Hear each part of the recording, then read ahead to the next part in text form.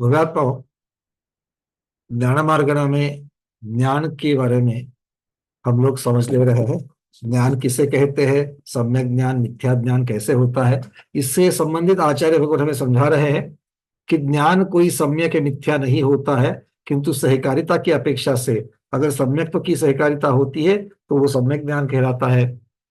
मिथ्यात्व की संपर्क सानिध्य सहकारिता होती है तो मिथ्या ज्ञान कहलाता है। इस प्रकार से इसके ऊपर एक प्रश्न पूछा गया कि मिथ्या ज्ञान जो मति मति अज्ञान जिसे कहेंगे, मति अज्ञान का अर्थ क्या होता है, जो अगर दो शब्दों को अगर हम जोड़ेंगे तो मति अज्ञान का मत्य ज्ञान ऐसा होता है। एक है मति ज्ञान, दूसरा है मत्य ज्ञान। एक है श्रुत ज्ञान और दूसरा श्रुता ज्ञान। श्रुत अज्ञान को श्रुता ज्ञान कहते हैं। एक आकार वहां पर बढ़ गया, आ की मात्रा बढ़ गई। और कुअवधि को कुअवधि भी कहते हैं, विभंग अवधि भी कहते हैं। तो इस प्रकार से ये जो है इनके विपर्ययता, क्योंकि आप यहां पर जो जिज्ञासा धारण करने वाला जो जीव है उसको अभी भी समझ में नहीं आ रहा है आचार्य भगवान ने इतना कहने के बाद कि भाई कड़वी तुमड़ी के अंदर दूध का रस अगर रखा, मीठे दूध का, तो वो मीठे से कड़वा हो जाता है। आती दृष्टांत देने पर भी अभी तक उसकी जिज्ञासा शांत नहीं होती है। वो और एक जिज्ञासा रख रहा है। वो कहते हैं कि जिस प्रकार सम्यक दृष्टि जीव अपनी आंखों से रूप आदि पदार्थ को ग्रहण करता है, वैसे ही मिथ्या दृष्टि भी ग्रहण करता है। जिस प्रकार सम्यक दृष्टि श्रुत ज्ञान के द्वारा रूपादि पदार्थ को जानता है और उसका निरूपण भी करता है। अब यहां पर श्रुत के द्वारा अर्थात कर्ण के द्वारा सुन करके, जैसे अगर कोई मिथ्या दृष्टि जीव है और अगर वो किसी तोते का वर्णन कर रहा है तो वो तोते का वर्णन उसने सुना हुआ है, तो वो सुना हुआ तोते का वर्णन वो जब जो कहते हो जब वो निरूपण करता है तो वो शुद्ध ज्ञान की अपेक्षा से हो गया। और जिस प्रकार सम्यक दृष्टि अवधिक ज्ञान के द्वारा रूपी पदार्थ को जानता है, वैसे मिथ्या दृष्टि भी विभंग ज्ञान के द्वारा जानता है, जो कहते हो जानता है। तो फिर यहां पर आप मति श्रुतरावधि ज्ञान को विपर्य क्यों कह रहे हो, विपरीत क्यों कह रहे हो? अब आचार्य भगवान अंतिम उत्तर दे रहे हैं। वो कहते हैं कि वास्तविक और अवास्तविक का अंतर जाने बिना जब जैसा जी में आया उस रूप ग्रहण होने के कारण उन्मत्तवत उसका ज्ञान भी अज्ञान ही है। ये जो उन्मत्तता है किसकी, मिथ्या जीव की, मिथ्या ज्ञानी जीव की, उसकी उन्मत्तता। और उन्मत्तता किस प्रकार से, वास्तविक और अवास्तविक का विवेक ना रखते हुए जब जैसे मन में जी आया वैसे उसको ग्रहण कर लिया। देखो, रात को घूमने के लिए चले गए पति पत्नी। पत्नी तो कह रही है कि रात्रि में भोजन नहीं करना चाहिए। चलते चलते चलते मार्केट में पहुंच गए। मार्केट में पहुंचते वहां पर ठेले लगे हुए थे, ठेले पर पाव भाजी बिक रही थी, रात थी। पति ने बोला चलो खाते हैं। अब उस स्त्री को भी, पत्नी को भी वो अपनी आंखों से ठेला दिख रहा है, पति को भी ठेला दिख रहा है, दोनों को उसके ऊपर के व्यंजन दिख रहे हैं। एक कह रही कि मैं नहीं खाऊंगी, दूसरा कह रहा है कि मैं खाऊंगा। खाने में क्या हर्ज है? पति क्या कह रहा है, खाने में क्या हर्ज है, सामने ठेला है, मेरे पास पैसे है, मुझे भूख लगी है, मैं खा लेता हूं, अवेलेबल है सामने। बात समझ में आ रही है, फर्क समझ में आ रहा है?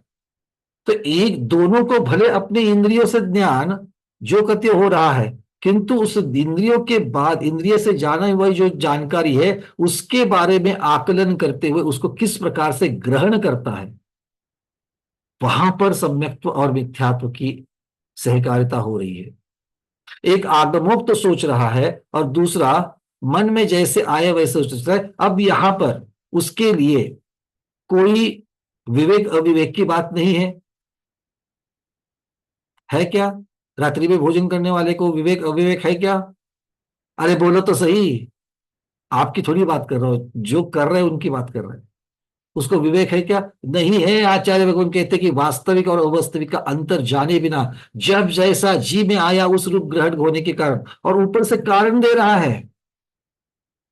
नेचर ने मुझे जिह्वा इंद्रिय दी है, नेचर ने मुझे ज्ञान दिया है, नेचर ने मुझे ये सारी चीजें दी है, और मेरे पास पैसे भी है, मैंने कमाया है, मैंने पुरुषार्थ किया, तो फिर मैं क्यों नहीं खाऊं? ये उसका तर्क। तो ये उन्मत्त के जैसा तर्क हुआ कि नहीं हुआ? आपको उत्तर देना है। उन्मत्त के जैसा तर्क हुआ कि नहीं हुआ? आप मानते हो कि नहीं मानते हो? डर करके नहीं बोलना, आपके मन में जो है वो सीधा बोलो। अगर आपको नहीं पसंद आ रहा है तो आचार्य और उत्तर वहां पर दे देंगे, क्योंकि जिज्ञासाकार जो है पूछते जा रहा है, आचार्य भगवान बताते जा रहे हैं। तो आचार्य यही कह रहे हैं कि ये उन्मत्तता ही उसका ज्ञान अज्ञानता में बदल रहा है। वो कहते हैं कि अर्थात ये वास्तव में सत्य क्या है, असत क्या है, चेतन क्या है, जड़ क्या है, इन बातों का स्पष्ट ज्ञान ना होने के कारण कभी वो सत्य को असत कहता है, कभी असत को सत्य कहता है, कभी चैतन्य को जड़ कहता है, कभी जड़ शरीर को चेतन कहता है। हाँ या ना? सम्यक दृष्टि भी इसको शरीर कह रहा है, मिथ्या दृष्टि भी इसको शरीर कह रहा है, किंतु सम्यक दृष्टि कहता है कि इसके अंदर वाली आत्मा है वो अलग है और ये शरीर अलग है। और मिथ्या दृष्टि बोलते हैं ऐसे थोड़ी है, यही तो मैं हूं। कहाँ है आत्मा? दिखाओ मुझे, निकाल करके दिखाओ। बात समझ में आ रही है? तो ये ऐसे ऐसे वो मन में जो जो आए ऐसे तर्क देना चालू करता है। तो कभी चैतन्य को जड़ या कभी जड़ को चैतन्य करता है, कभी कभी सत को सत भी कहता है और चेतन को चेतन भी कहता है। कभी कभी मुर्दा लाश पड़ी है, अब क्या कहता है? इसके अंदर का जीव चला गया। मिथ्या दृष्टि भी तो कहता है कि नहीं कहता है? इसके अंदर जीव नहीं है, अब जीव चला गया। तो उसने जो चला गया उसको जीव कहा, और जो नीचे पड़ा है उसको तो उसने जड़ कहा। तो कभी कभी चेतन को चेतन, जड़ को जड़ भी कहता है, किंतु ये सब उसके प्रलाप उन्मत्त की भांति है। जब जो जी चाहे वो कहेगा, एक बार कहेगा एक बार नहीं कहेगा, तो ये उन्मत्तता कहते हैं। जैसे उन्मत्त जीव माता को कभी स्त्री कहता है, कभी स्त्री को माता कहता है। अगर वो कभी कभी कथनचित अगर माता को माता भी कहे तो भी उसके कहने के ऊपर कोई विश्वास नहीं रखता, सभी चिंता नहीं रखता। दारू पिया हुआ उन्मत्त व्यक्ति है, उसे माता और स्त्री में फर्क नहीं समझता। तो ऐसे जीव के बारे में जिसको बहुत सारा अनुभव हो चुका हो, और कभी कभी अगर वो सच भी बोले, बिना दारू पिए सच को सच कहे, झूठ को झूठ कहे, तो भी उसके ऊपर जल्दी विश्वास रखते हैं क्या? नहीं रखते हैं। ये सारा उन्मत्तता की वजह से है। तो इसीलिए आचार्य भगवान कह रहे हैं कि इसी प्रकार मिथ्या दृष्टि के जो प्रलाप है, जो कथन है, वो भले ही ठीक हो या ठीक ना हो, उसे समीचीन नहीं समझा जा सकता है। अब जाकर के यहां पर ये बात बन रही है, चूंकि ये उन्मत्तता है, विवेक अविवेक का यहां पर जो ख्याल नहीं है, इसकी वजह से मिथ्या दृष्टि का ज्ञान विपरीत माना जाता है या अधूरा माना जाता है। क्लियर है? तो ज्ञान ज्ञान है, ज्ञान ज्ञान ही है, किंतु वो उसके स्वामी की अपेक्षा, ग्रहण करने वाले की अपेक्षा उसे सम्यक या मिथ्या कहा जा रहा है। जैसे अवधि ज्ञान के बारे में आगे भी प्रसंग आएगा। एक मुनि महाराज की कथा आती है। तो जो राजा है वो अवधि ज्ञानी है, किंतु मिथ्या अवधि ज्ञानी है, और उसे अपने नगर के बाहर का जंगल तो दिखता है अवधि ज्ञान से। वो किसे ढूंढ रहा है? प्राणियों को ढूंढ रहा है कि प्राणी कहाँ कहाँ पर है, ताकि उन प्राणियों को ला करके उनके रक्त से उसे नहाना होता है, ताकि उसके दाह, उसके शरीर में जो दाह है वो दाह निकल जाए। कथा है लंबी चौड़ी। कहने का मतलब है कि उसे अपने अवधि ज्ञान से रूपी पदार्थ तो दिख रहा है, अपने नगर के बाहर का जंगल दिख रहा है, जंगल के अंदर पशु विचरण करते हुए दिख रहे हैं, किंतु वहीं पर बैठे हुए मुनिराज जो ध्यान लगा करके बैठे हैं वो उसको अवधि ज्ञान से नहीं दिख रहे हैं। तो अब विभंग अवधि में ऐसी चीजें नहीं दिखती है जो धर्म मार्ग में लगावे, स्थितिकरण करावे। इस प्रकार की बातें आचार्य भगवत यहां पर कर रहे हैं। इसीलिए कहते हैं कि नाना प्रकार की कल्पनाएं मिथ्या दृष्टि के द्वारा की जाती है और वो उसमें श्रद्धा उत्पन्न करते हैं। इसीलिए मिथ्या दृष्टि का ज्ञान विपरीत कहा जाता है या अधूरा कहा जाता है। तो ये सबको ठीक है, क्लियर हो रहा है ये? तो इतना सब बताने के बाद अब आचार्य भगवान ज्ञान का सामान्य लक्षण बता रहे हैं। ज्ञान किसे कहते हैं, ज्ञान का निरुक्ति लक्षण जिसे कहा जाता है, शब्दार्थ या ज्ञान का सामान्य लक्षण क्या है, इसे बता रहे हैं। और इसे बताते वक्त गाथा क्रमांक 299, जो ज्ञान मार्गण की प्रथम गाथा है, वो यहाँ पर प्रतिपादित हो रही है। सब लोग हम लोग देख लेते हैं इसको। शेयर कर रहा हूं मैं।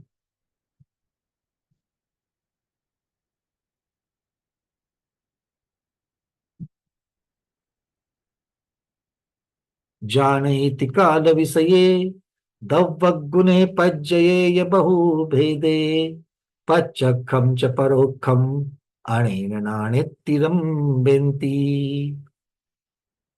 जानई जानता है, किसे? त्रिकाल विषय, जो त्रिकाल विषयक है, सिर्फ वर्तमान काल का नहीं है, भूतकाल भविष्य काल का है, अवसर्पिणी का नहीं, उत्सर्पिणी का भी है, विधेय क्षेत्र के काल का भी है, वर्त क्षेत्र के काल का भी है। जो त्रिकाल में होता है उन सब के बारे में कह रहे, त्रिकाल विषय दव्य गुणे पज्जये बहुभेदे। दव्य, दव्य मतलब द्रव्य, कैसा? गुण सहित, और पज्जये मतलब पर्याय सहित, और वो भी पर्याय कैसी है? बहुभेद।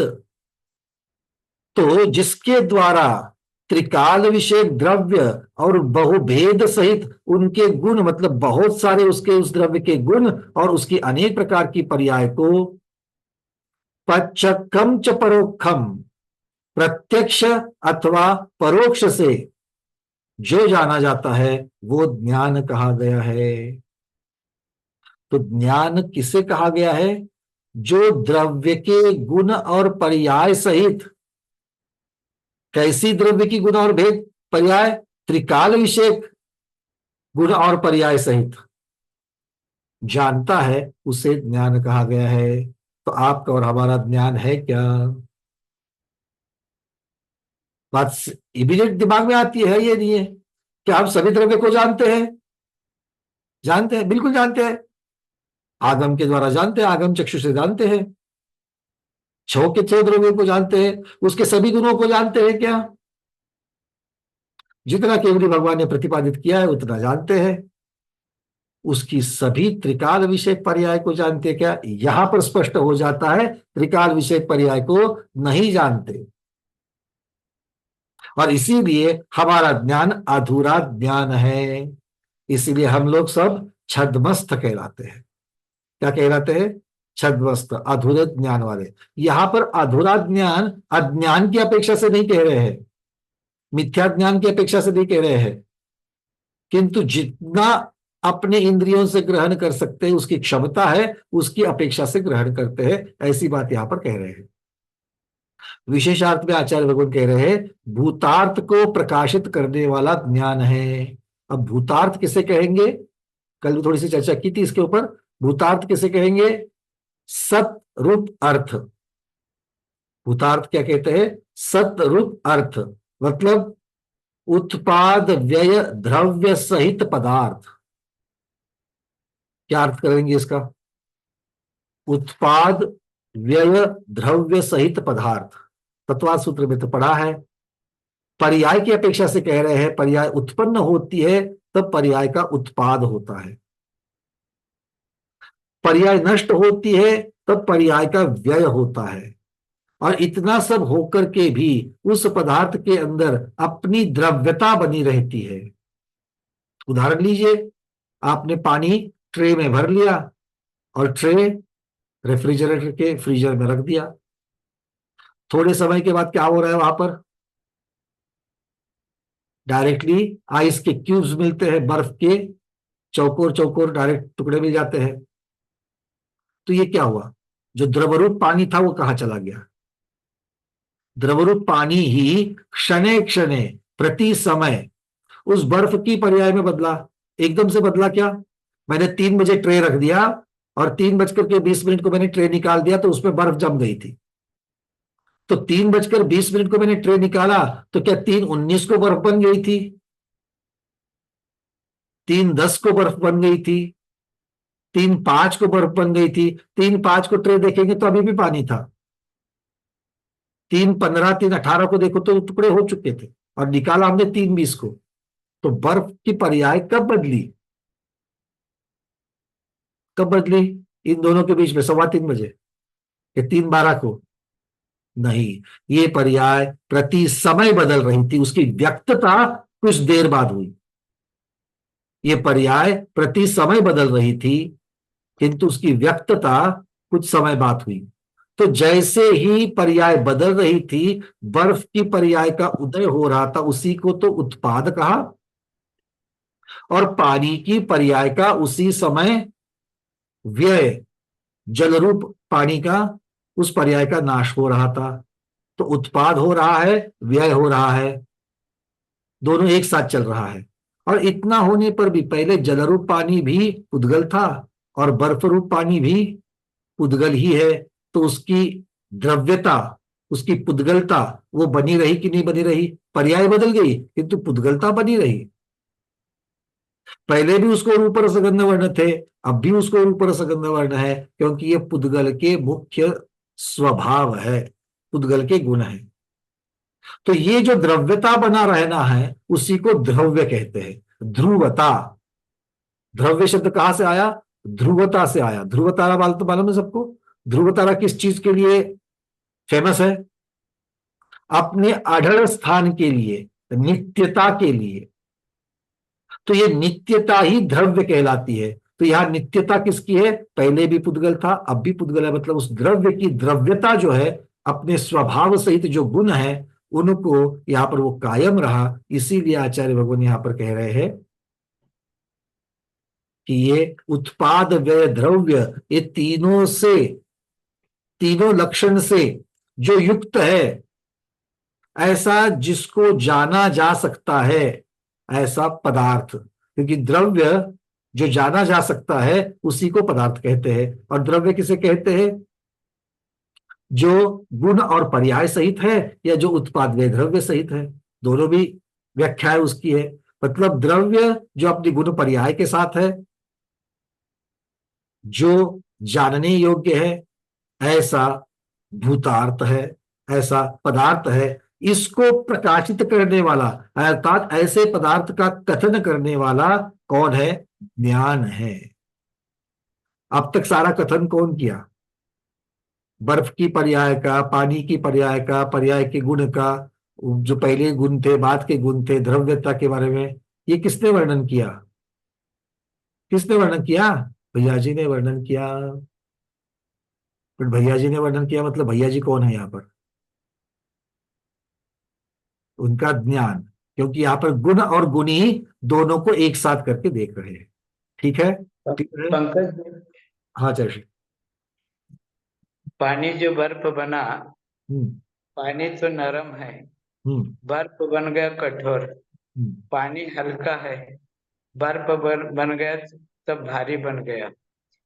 तो पानी जब अवस्था में था तो शीत तो था, और बर्फ बन गया तो अति शीत हो गया, हम्म। है ना? ये तो सभी अनुभव करते हैं। बिल्कुल। लेकिन पानी के बूंद से जुड़ते जुड़ते जो बर्फ रूप जो ठोस बन गया, उसमें स्पर्श गुण में जो स्निग्धत वृक्षत्व जो है गुण, जिस वजह स्निग्धत्व की वजह से परस्पर में स्कंद बन गया, महास्कंद बन गया। तो पानी में कौन सा स्निग्धत्व गुण है जो परस्पर में संघात को, स्कंद को प्राप्त करता है? यहां पर भले पर्याय की अपेक्षा से अगर हम कहें कि पहले कम शीतल था, अब ज्यादा शीतल हो गया, ये सारे जो पर्याय की अपेक्षा से गुण बदले हुए हैं, ये सामान्य गुण है। ये सामान्य मतलब ये पर्याय की अपेक्षा, सॉरी ये विशेष गुण हो गए, ये पर्याय की अपेक्षा से बदलने वाले गुण है। किंतु इसके अंदर पहले भी स्पर्श गुण था, अब भी स्पर्श गुण है। अगर मैं जल को अपने हाथ में ले लूं तो मुझे स्पर्श, जो उसका नरम स्पर्श है वो मुझे मिल रहा है। बर्फ का थोड़ा सा कठोर स्पर्श है। मतलब पर्याय की अपेक्षा से स्पर्श तो बदल गया, स्पर्श का भेद बदल गया, किंतु स्पर्श पहले भी था, स्पर्श अब भी है, और यही उसकी द्रव्यता है, यही उसके द्रव्य की द्रव्यता है। तो जी यहां पर इतना ही, मैं अभी पूरे, आपका प्रश्न गुरुदेव मुझे समझ में आ गया, बट इसके पूरे डिटेलिंग में, मतलब कि किस प्रकार से एक, क्योंकि हम लोग द्रव्य के सामान्य गुण को सम्यक तो मार्गणा में देखने वाले हैं। अगर मैं अभी सामान्य गुण की अपेक्षा से अगर मैं उसके एक एक चीजों को देखते जाऊं कि द्रव्य की द्रव्यता कौन से गुण की वजह से बनी रहती है, तो वो यहां पर मुख्यता से काम में आ जाएगा कि पहले भी ये पुद्गल द्रव्य था, अब भी पुद्गल द्रव्य है, पर्याय की अपेक्षा से रूप रसगंध वर्ण, अब पर्याय की अपेक्षा से रूप रसगंध वर्ण। जैसे ये जीव अभी मनुष्य में है, मनुष्य की भांति अभी रूप रसगंध वर्ण है, जब ये आगे देवगति में जाएगा तो पर्याय बदलेगा, उस पर्याय की अपेक्षा से रूप रसगंध वर्ण उसके शरीर को प्राप्त हो जाएंगे। यहां जिस प्रकार का उसके अंदर अभी ज्ञान है, संसारी जीव की अपेक्षा से मति ज्ञान और श्रुत ज्ञान है, वहां पर जाने के बाद में उसके साथ साथ में वो अवधि ज्ञान भी रहेगा, प्रकट रूप में रहेगा। तो ये यहां पर भी ज्ञान है, वहां पर भी ज्ञान है, तो इसकी अपेक्षा से द्रव्यता बन रही है। यहां पर भी अमूर्तिक है, वहां पर भी अमूर्तिक है, इसकी अपेक्षा से द्रव्यता बन रही है। भले यहां पर आकार या ऊंचाई या जितने प्रदेश को घेर रहा है वो यहां से देवगति में जाने के बाद में कम ज्यादा होगा, किंतु फिर भी अवगाहन पाना, आकाश में जगह घेरना, ये जो गुण है ये अभी भी है, वो वहां भी रहेगा। तो पर्याय की अपेक्षा से कुछ गुण जरूर बदलते जाएंगे द्रव्यों के, किंतु उसके अंदर जो द्रव्यता है, मूल स्वभाव जो है वो नहीं बदलेगा। तो इनका वर्णन हम लोग आगे इसको भी और विस्तार करके हम लोग इसको जैसे द्रव्य संग्रह में भी आचार्य भगवान ने कहा गया है, उस अपेक्षा से उसको सामान्य गुण विशेष गुण की अपेक्षा से भी इसको और भी विस्तार इसका कर सकते हैं। जी। सबको समझ में आ रही है बातें? चलिए, तो ये यहाँ, मा- माने तेल और घी में जैसे स्निग्धपना है, ऐसे पानी में भी स्निग्धपना है कहा जाए क्या? क्योंकि स्निग्ध से शीघ्रत्व के साथ बंध को प्राप्त हुआ और बर्फ बन गया। बिल्कुल क्या स्निग्धत्व और इसका रुक्षत्व है ही है, उसके बिना बंध बनेगा ही नहीं, बिना स्निग्धत्व और बिना रुक्षत्व के बनेगा नहीं। पहले जो का उसकी जो पुद्गल वर्गणाओं के अंतर्गत जिस प्रकार की वर्गणाएं थी, और अब नए प्रकार की जो वर्गणाएं उसमें बदल रही है, और इसके ऊपर किसका तापमान का उसके ऊपर इफेक्ट हो रहा है, जो पुद्गल के ऊपर होता है, ठंड का या गर्मी का। ये ठंड और गर्मी भी क्या है, ये भी पुद्गल है, और इसीलिए एक पुद्गल का दूसरे पुद्गल के ऊपर परिणाम होता है, क्योंकि उष्णता को भी पुद्गल माना गया है, ठंड को भी पुद्गल माना गया है। तो इनका जी एक कार्बन वर्गना के ऊपर अपने स्निग्धत्व की जो पावर है, अपने रुक्षत्व की जो पावर है, पावर मतलब हम लोग यहां पर शक्त्यांश कहेंगे, तो वो शक्त्यांश बदलने पर वो उसका परिणमन करने के लिए वो कारणभूत हो जाता है। तो यहां पर एक पुद्गल की जितनी तीव्रता है, उस पुद्गल का जितना प्रभाव है, जैसे तापमान पुद्गल का यहां पर जितना प्रभाव है, उसकी अपेक्षा से पानी के जो पुद्गल परमाणु, जल रूप पानी के जो पुद्गल परमाणु है, वो अपना गुणधर्म वहां पर शक्त्यांश को छोड़ करके, और शक्त्यांश को छोड़ने की बेसिक एबिलिटी जो है गुणधर्म पुद्गल में है, कितना चेंज करना है ये पानी टेम्परेचर के ऊपर है, और इसलिए उसने नया शक्त्यांश जो है वो धारण कर लिया है। तो मुख्यतः से स्पर्श गुण कोमल से कठोर होना, इसमें स्पर्श गुण के शक्त्यांश, कठोर गुण के शक्त्यांश बढ़ रहे हैं और कोमल गुण के शक्त्यांश कम होते जा रहे हैं। ये इस प्रकार से भी इसका वर्णन किया जा सकता जी है, क्योंकि प्रत्येक गुण के अविभाग प्रतिच्छेद है, जी। इस प्रकार से इसको देखा जा सकता है। चलिए, अब आचार्य भगवान क्या कह रहे हैं, तो भूतार्थ को प्रकाश करने वाला ज्ञान है, भाई ठीक है, कथन करने वाला ज्ञान है। शंका यहां पर शंकाकार उठा रहा है, मिथ्या दृष्टि का ज्ञान भूतार्थ का प्रकाशक कैसे हो सकता है? वापस वही बात, क्योंकि जिसको सतरूप अर्थ का समझता है, उत्पाद गए द्रव्य से पदार्थ को समझता है और उसी का कथन करता है, तो मिथ्या दृष्टि कैसे चूक कर लेता है? आचार्य कहते वापस फिर से, सम्यक दृष्टि और मिथ्या दृष्टि के ज्ञान में जानने की अपेक्षा कोई वहां पर भिन्नता नहीं है, समानता ही पाई जाती है। मतलब किसमें समानता है? चीजों को, विषय को ग्रहण करने में समानता ही है, जैसे मिथ्या दृष्टि गर्म को गर्म ही कहेगा, सम्यक दृष्टि भी गर्म को गर्म ही कहेगा। तो ये क्या हो गया, सम्यक दृष्टि गर्म को गर्म बोल रहा है, मिथ्या दृष्टि गर्म को गर्म बोल रहा है, तो दोनों ने ज्ञान को ग्रहण करते वक्त बराबर ग्रहण कर लिया। किंतु इसका एप्लीकेशन, अब इसको और कई जगह पर उसका उपयोग करना है, तो वो अपने प्रमाद की अपेक्षा, अपने कषाय की अपेक्षा, अपने मोह की अपेक्षा से उसको लगाएगा। जैसे बच्चे और माँ है, ठंड लग रही है, चादर एक ही है, शॉल एक ही है, और शॉल, अपनी शॉल निकाल करके माँ अपने बच्चों को ओढ़ रही है। तो बच्चा पूछता है, माँ तुम्हें ठंड नहीं लगती है? तो माँ बोलती है, मुझे ठंड नहीं लगती है। ले लो। ये राग भाव बच्चों के प्रति का जो वहां पर है, वो उसको स्वयं को ठंड लग रही है उस। अब यहां पर आप माँ को मिथ्या दृष्टि कहना है कि नहीं कहना है, क्योंकि मिथ्या दृष्टि को हम बुरा कहते हैं, उसकी अपेक्षा से मत सोचना। यहां पर ज्ञान को ग्रहण, क्या माँ को ठंड लग रही कि नहीं लग रही है? वो तापमान कम है ये भी समझती है कि नहीं समझती है? ये समझ करके भी परिस्थिति के अनुसार उसको जैसा खुद को चाहिए वो ग्रहण कर रही है। ये पहली केस हो गई। और दूसरी केस, उसकी सासू मां के साथ में अनबन है। दुनिया के सभी सास बहू में झगड़ा नहीं होता है, फिर भी मैं एक उदाहरण दिया जाता है, इसलिए प्रचुरता का उदाहरण समझ लेना कि दो जिनमें अनबन है, अब शाल एक ही है, ठंड लग रही है,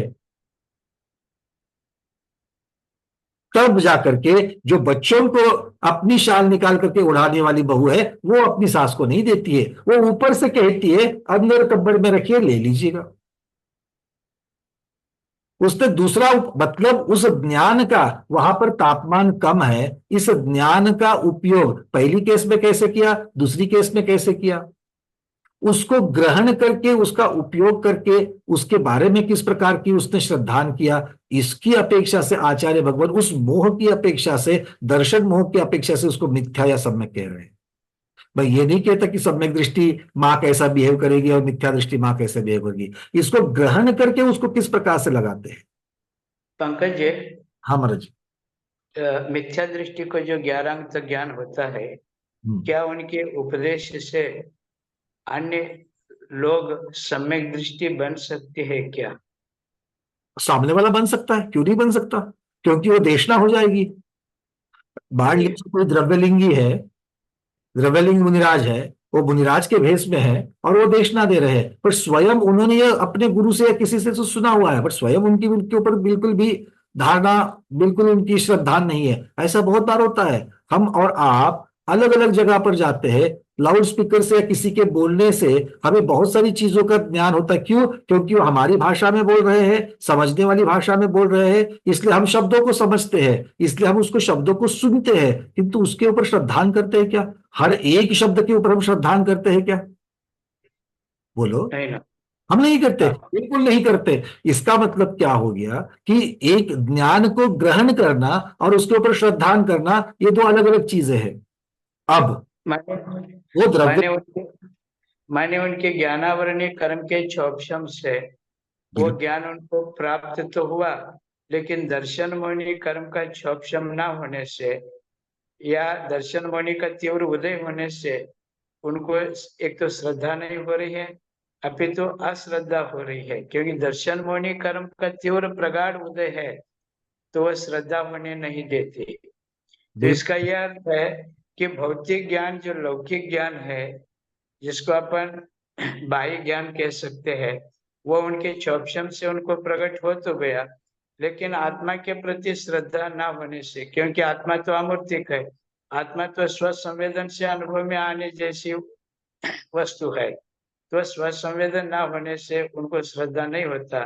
लेकिन बाह्य भौतिक वस्तुओं का, पर्यायों का तत्संबंधी ज्ञान होने से उसका वह प्रतिपादन करता है और उसको वह जानता है। लेकिन बाह्य पदार्थों को जानने से सम्यक दर्शन का कोई ज्यादा लेना देना नहीं है। आत्मा पर श्रद्धा है क्या नहीं, और अन्य जगत से आत्मा को पृथक जानता है क्या नहीं, माने यह भेद ज्ञान है क्या नहीं, सम्यक दर्शन की प्राप्ति में यह महत्वपूर्ण है। माने कम ज्ञान होने वाला भी सम्यक दृष्टि हो सकता है, और प्रचुर मात्रा 11 अंग तक ज्ञान प्राप्त करने वाला भी एक मिथ्या दृष्टि हो मिथ्या सकती है। दृष्टि हो सकता है। बिल्कुल ठीक, बिल्कुल ठीक। और उस ज्ञान से, उस मिथ्या दृष्टि ने दिए हुए देशना से कोई सम्यक तो पा सकता है, क्यों? क्योंकि वो आगम का ज्ञान बता रहा है। इस प्रकार से हो सकता है। हाँ, माने वह सुन रहा है तो ये सुन रहा है कि ये जो बता रहे हैं ये जिनेन्द्र भगवान की वाणी बता रहे, जनोक्तम, कुल कुल आचार्य ने बार बार जनोक्तम शब्द इस प्रकार बिल्कुल शुद्ध केवली भनियम, जिन भनियम, जिनेशम भनियम ऐसे शब्दों का जो प्रयोग किया। तो हम जो शास्त्र पढ़ते हैं तो वह शास्त्र सुनते पढ़ते हैं, ये जिनेन्द्र भगवान की वाणी समझ करके पढ़ते हैं, समझते। तो बिल्कुल अभी जो पंकज भाई जो पढ़ा रहे हैं ना, तो ये जिनेन्द्र भगवान की वाणी हम पंकज भाई के माध्यम से सुन रहे हैं। तो यही तत्व है, इस प्रकार श्रद्धा करके अपन इन तत्वों को मान ले तो अपने को सम्यक दर्शन की प्राप्ति हो सकती है। बिल्कुल। इस प्रकार से, क्योंकि इस निगृंत गुरु के ऊपर, इसीलिए तो गोबर जीवकार में एक गाथा आ गई कि शुरुआत में गुणस्थान प्ररूप नामी ये गाथा आ गई सम्यक दर्शन के वहां पर, कि अगर द्रव्य वहां पर दिग्रंथ मुनिराज है, वो अपने वो आगम में जो चीज बताई गई है उसके ऊपर उनका श्रद्धा नहीं हो रहा है, और वो अपने मन से उनको रुचि लगने वाली बात उन्होंने किसी को सिखाई है, और वो सीखने वाला वो निगृंत गुरु है, ये सोचकर उनके ऊपर उस गलत चीज के ऊपर वो श्रद्धान कर लेता है, तो भी उसका दोष उस सुनने वाले को, उस भक्त को नहीं लगता है, उस शिष्य को नहीं लगता है, क्योंकि उसने श्रद्धान सच्चे गुरु के ऊपर किया है, गुरु का भेष धारण करने के ऊपर किया है। किंतु जैसे ही आगे जाकर के कोई अगर आगम प्रमाण दिखाता है, और उस आगम प्रमाण में देख करके जब उस शिष्य को समझता है कि भाई मैंने गलत धारणा ले ली थी, भले मुझे दिग्रंथ गुरु ने बताया था बट मैंने गलत धारणा ले ली थी, आगम ऐसा कहता है, हो सकता है गुरु जी की कुछ चूक हुई हो, गुरु जी का जाने पर मैं तो आगम के ऊपर श्रद्धान करता हूं, ऐसा सोच करके उसने अपना हट, अपनी विचारधारा को चेंज करके अब आगम में जो लिखा हुआ है उस गाथा प्रमाण को अगर उसको स्वीकार करता है, तब वो सम्यक दृष्टि का सम्यक दृष्टि बना रहता है। अगर वो नहीं करता है, हटवाद में, साधुवाद में, वो पंथवाद में, संतवाद में, अगर वो बोलता है कि वो तुम्हारी किताबें हमको नहीं मालूम है, हमें अपने गुरु ने जो सिखाया हम उसी को मानेंगे, हम दूसरा नहीं मानेंगे, उसी समय से आचार्य नेमिचंद्र महाराज ने उसको एक समय ये शब्द लिखा है, मतलब उसी समय से, ऐसा नहीं कि आवली और बाकी के वहां पर व्यवहार काल बताया है, उसी समय से बताया है, उसी समय से वो जीव मिथ्या दृष्टि हो जाएगा। क्योंकि एक गृहस्थ हाँ एक गृहस्थ एक गृहस्थ से एक गृहस्थ एक ज्ञान रखते हैं, स्वाध्याय है उनका, आगम ज्ञान है, और एक मुनि अल्पज्ञानी है, माने विशेष उनका ज्ञानावरणी कर्म का ऐसा क्षोभशम नहीं है। तो मुनि तो बन गए चारित्र मुनि कर्म के क्षोभशम से, चारित्र तो ग्रहण कर लिया, लेकिन तत्व का ठीक से ज्ञान ना होने से क्या एक गृहस्थ के शास्त्र पठन से, चर्चा से एक मुनि को भी सम्यक दर्शन की प्राप्ति हो सकती है। बिल्कुल गुरुदेव, क्योंकि ज्ञान की अपेक्षा से तो दोनों में फर्क जो है वो है, किंतु जो आपने गृहस्थ और मुनि ये जो फर्क किया है, ये चारित्र की अपेक्षा से किया है। तो चारित्र में भले अल्प ज्ञानी हो, किंतु मुनि महाराज तो चारित्र में हमेशा उत्कृष्ट रहेंगे ही रहेंगे। भले ज्ञानावन कर्म का क्षम या ज्यादा पुरुषार्थ करने की वजह से गृहस्थ को थोड़ा बहुत ज्यादा ज्ञान है, उनकी अपेक्षा तुलनात्मक ज्यादा है, तो उस ज्ञान का आगमोक्त ज्ञान बता करके गृहस्थ जो है वो मुनियों का भी, मुनि भी उसके पास से ग्रहण कर सकते हैं। और अगर हम के पीछे आचार्य परंपरा के इतने सारे जो संघ है पिछले 100 वर्षों में अगर हम देखेंगे, तो साक्षात शांति सागर महाराज जी का भी उदाहरण है कि उनके सामने ही सुमेर चंद दिवाकर जी, प्रखांड पंडित जो है वो व्याख्यान करते थे।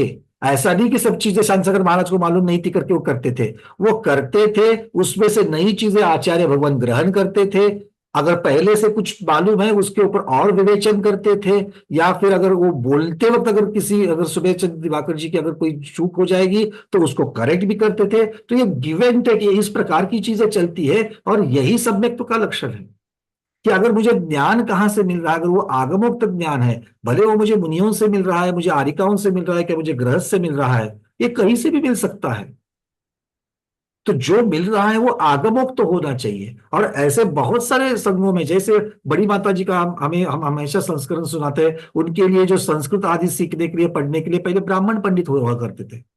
तो ऐसे बहुत सारे प्राचीन आचार्यों ने और गणिनी माताओं ने इस प्रकार से अध्ययन किया है। उसके बाद में फिर कातंत्र माला या फिर जैनेन्द्र व्याकरण जैसी चीजों का भी आकलन करते हुए फिर उसके साथ में शिष्यों को पढ़ाना शुरू हो गया।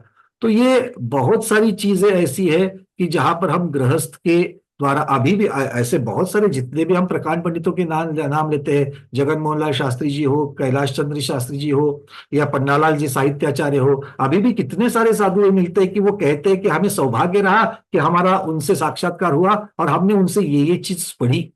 ऐसे विद्वान साधु भी आज हमको, और वो साधु की आज 40-40 वर्ष की उनकी दीक्षा है, तो वो कहते कि हमने उस उनसे ये ज्ञान पाया है। तो ये तो साधु के सम्यक्त्व का ही लक्षण है कि भगवान की वाणी जहां से मिल रही है वो उसको ग्रहण करते हैं, और उसके साथ साथ में आगम का अपना जो पहले का जो ज्ञान है उसका विवेक लगा करके ही उसको ग्रहण भी करते हैं। इस प्रकार से इसको समझना चाहिए। जी ठीक। हाँ प्रमोद जी, आप कुछ कहना चाहते हैं? नहीं नहीं, हो गई, सारा बात आ गई ना, इसी में सारा सारा आ गया। ये इतना सारा आचार्य भगवान इतना सारा विषय को सूक्ष्मता में लेके जाते हैं ना, सबका फायदा होता है उसकी वजह से। चलिए आगे बढ़ते हैं।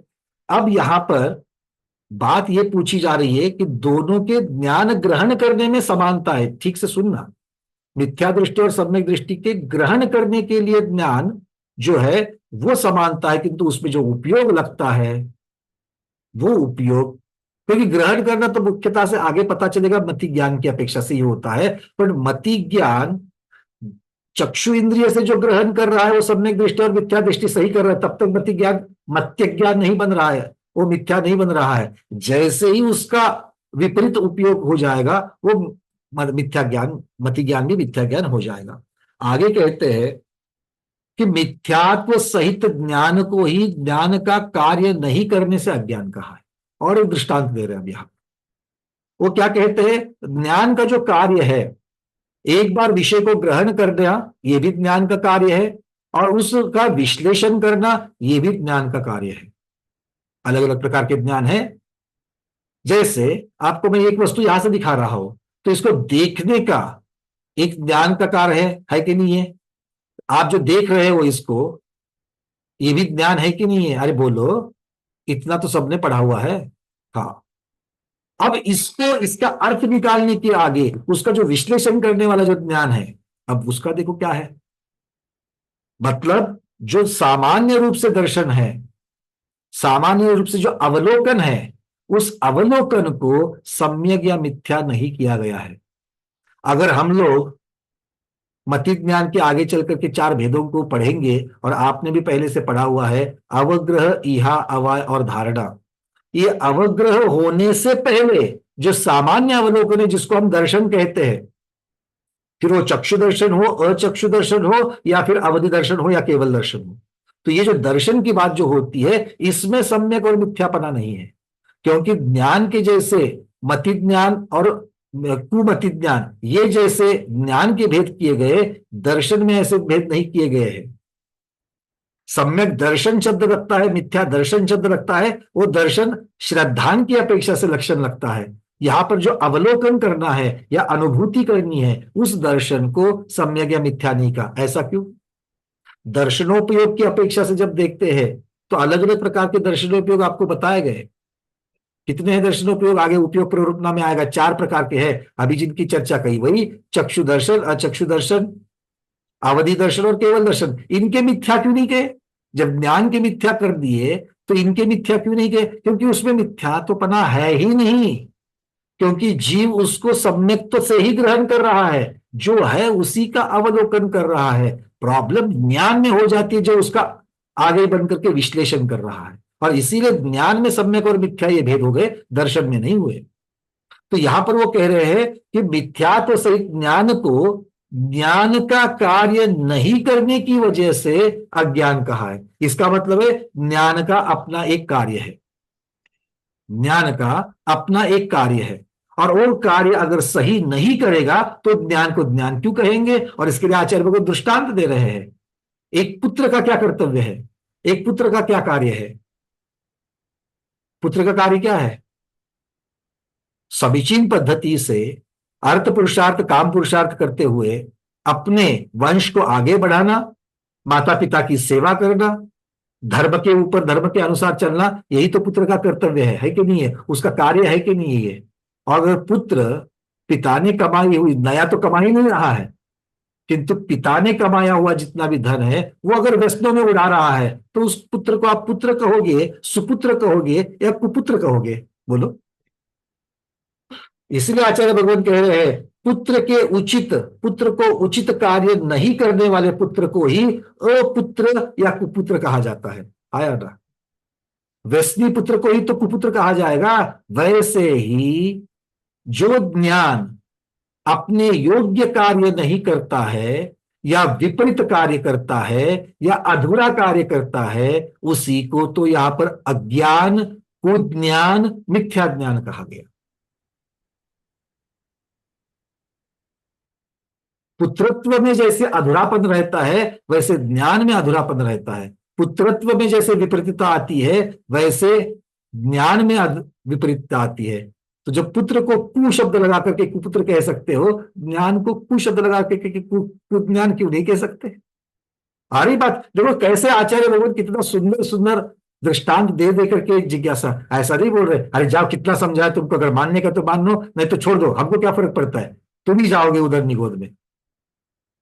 ऐसे आचार्यों के है कि शब्द यहां पर कहीं पर? कितनी बार कल से हम लोग कितनी चर्चा कर रहे हैं और बार बार जिज्ञासा वही उठ रही है, उसी प्रकार की उठ रही है और आचार्य वगैरह उसका समाधान कर रहे हैं। आप लोग जो प्रश्न पूछते हो ना, बहुत बार मुझे आता है भैया आप कितनी बार समझाते हो, क्यों नहीं समझाओ? क्योंकि जिनके मार्ग पर चल रहे वो थक नहीं रहे हैं तो हम क्यों थके समझाते समझाते? आ रही बात समझ में? क्लियर है? तो हम सबका, सभी स्वाध्यायों का ये कर्तव्य है कि जब भी हम चर्चा करते हैं, जितना भी हम उसके बारे में बता करके दृष्टांत दृष्टांत दे करके उसको हम लोग सिद्ध कर सकते, आगम को सिद्ध कर सकते, वो सिद्ध करेंगे। क्यों? क्योंकि उससे सामने वाले का सम्यक दर्शन जो है वो दृढ़ हो रहा है। आचार्य भगवान को पूछा गया, भगवान आपने ज्ञान का कार्य कहते हो तो, या अब बताओ तो सही ज्ञान का कार्य क्या है? जिज्ञासा आपके मन में आई थी? ये जिज्ञासा अभी तो आपने आचार्य के इतने सारे वचन सुने, मेरे मन में जो पहली बार सुन रहा था मेरे मन में नहीं आया कि ऐसा पूछना चाहिए कि ज्ञान का कार्य क्या होता है। आपके मन में आया क्या? क्योंकि उसी के आधार पर आचार्य भगवान ने सम्यक और मिथ्या के भेद किए। आया ना? कार्य का होना या कार्य का नहीं होना, तो वो प्रश्न उठ गया भैया भगवान ज्ञान का कार्य क्या होता है वो भी तो बताओ। तब आचार्य भगवान कह रहे हैं कि ज्ञान के कौन कौन से कार्य है? तत्वार्थ में रुचि रखना, निश्चय, श्रद्धा और चारित्र का धारण करना ज्ञान का कार्य है। कितने बताए? तत्वार्थ में रुचि, निश्चय, श्रद्धा और चारित्र का धारण करना। अब एक एक को समझते हैं। ये ज्ञान का कार्य है और ये हमारे लिए बहुत महत्वपूर्ण है। हमारा ज्ञान पदार्थ को ग्रहण करने के बाद क्या इन चीजों को कर रहा है तो ही हमारा ज्ञान सम्यक है, नहीं तो मिथ्या है। सीधी सीधी यहां पर टेस्ट दे दिया, आपको चेक करने का फॉर्मूला दे दिया कि क्यों मीनाक्षी दीदी समझ में आ रही बात है? अपने ज्ञान को चेक करने की बात कर रहे हैं यहां पर। तो ज्ञान का कार्य क्या है? अगर वो विपरीत कर रहे हैं या फिर उसका अधूरा कर रहे हैं तो हम अपने कर्तव्य में चूक रहे हैं, मतलब अपना ज्ञान सम्यक नहीं है। कौन सा कौन सा? सबसे पहले कहते हैं तत्वार्थ में रुचि। तो यहां पर क्या कह रहे हैं? तत्वार्थ में रुचि होना चाहिए, तत्वार्थ का निश्चय होना चाहिए, तत्वार्थ में श्रद्धा होनी चाहिए। तो तत्वार्थ में रुचि का मतलब क्या? आचार्य कहते हैं इच्छा प्रकट करना रुचि है। क्या कह रहे हैं? इच्छा प्रकट करना रुचि है। तो तत्वार्थ में रुचि है कि नहीं है हमें?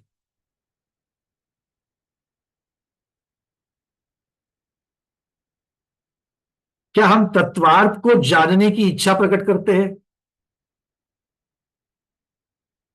क्या हम तत्वार्थ को जानने की, देखो बड़े बड़े शब्दों को तो आप लोग हाँ बोलोगे और छोटे छोटे पंथवाद संतवाद की तरफ अगर मैं उसको लेके जाऊंगा तो फिर आपको स्वयं के दर्पण में दिखेगा कि हम वहां पर हटवादी हो जाते हैं। भले भक्ति, वो हमारी, हम उसको भक्ति कहते हैं, है ना? क्योंकि तत्वार्थ तत्वार्थ होना चाहिए, उसके ऊपर किसी का विवाद नहीं होना चाहिए, है ना? केवली भगवान ये जानने का पदार्थ है कि नहीं है? केवली भगवान जानने का पदार्थ है कि नहीं है। फिर जब यह सिद्ध किया गया कि केवली भगवान को कमला हार की जरूरत ही नहीं है और वो लेती भी नहीं है, अब उसके ऊपर विवाद होने की क्या जरूरत है, उसकी वजह से दो पंथ जैन धर्म में होने की क्या जरूरत है। अब बताओ, क्या हमें इसको सिद्ध जो किया गया है उसको जानने की, या फिर जिनके लिए ऐसा लगता है कि ये गलत सिद्ध किया है उनके लिए उस तत्व के अर्थ, मतलब वहां पर जीव द्रव्य किसकी चर्चा चल रही है, केवली भगवान मतलब जीव द्रव्य की चर्चा चल रही है। संपूर्ण ज्ञानी, संपूर्ण वीतरागी ऐसे जीव को अपने स्वभाव सहित जानना, मतलब तत्वार्थ में जानना, उसको जानने की रुचि है क्या, इच्छा प्रकट हो रही है क्या, इच्छा दूसरों को बताने की जरूरत है, इच्छा स्वयं में प्रकट हो रही है क्या, मैं जानना चाहता हूं। ये मोबाइल कैसे बनता है। अभी आचार्य विद्यानंद महाराज यहां पर जो विराजमान है, और जो प्रश्नों को लेकर के आ रहे हैं उन प्रश्नों की तरफ आप देखिए, जानने की इच्छा है उस पर, आपको दिखती कि नहीं दिखती है जानने की इच्छा।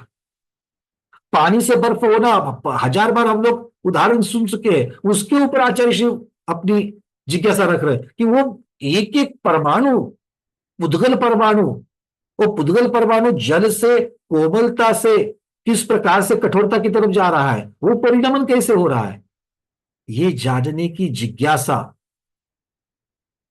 यहां पर कौन से द्रव्य की बात चल रही है, पुद्गल द्रव्य की बात चल रही है। उसका अर्थ, पुद्गल द्रव्य का स्वभाव कौन सा है, तत्व मतलब स्वभाव।